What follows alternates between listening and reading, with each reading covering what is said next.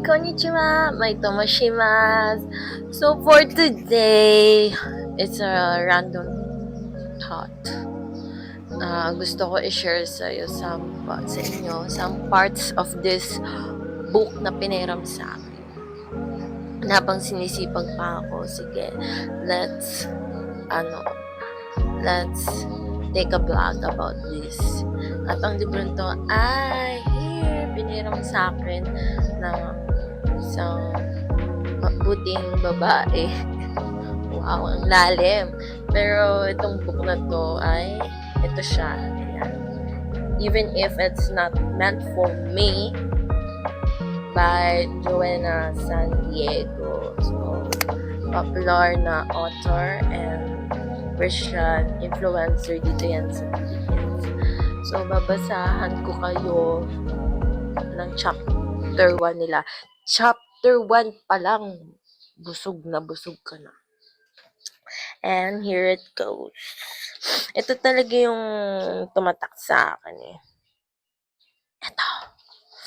Itong part na to. Kaya i-share ko sa inyo. Okay. Ito yung chapter 1 na sa part ng to wait. Ayan.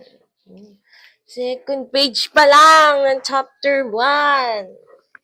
Grabe na yung impact. So, sabi dito, don't be in a rush to fulfill your calling.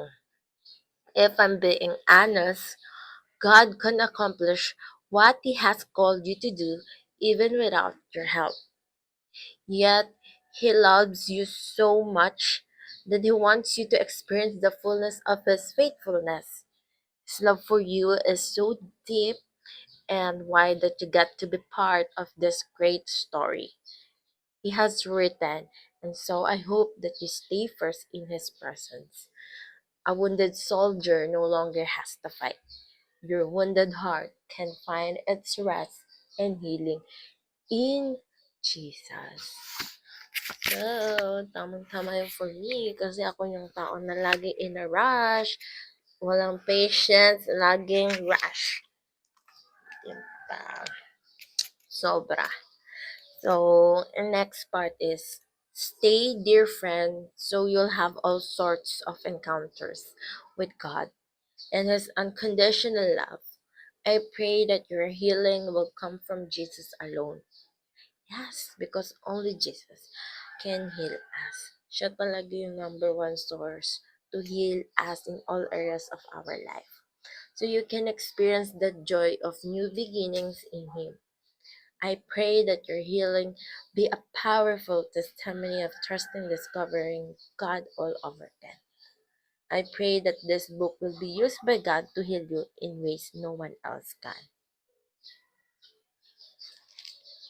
So, ito muna for today. And again, I'm your little freedom fighter. Always tell to you that my faith journey never stops. Have a blessed day. Shalom.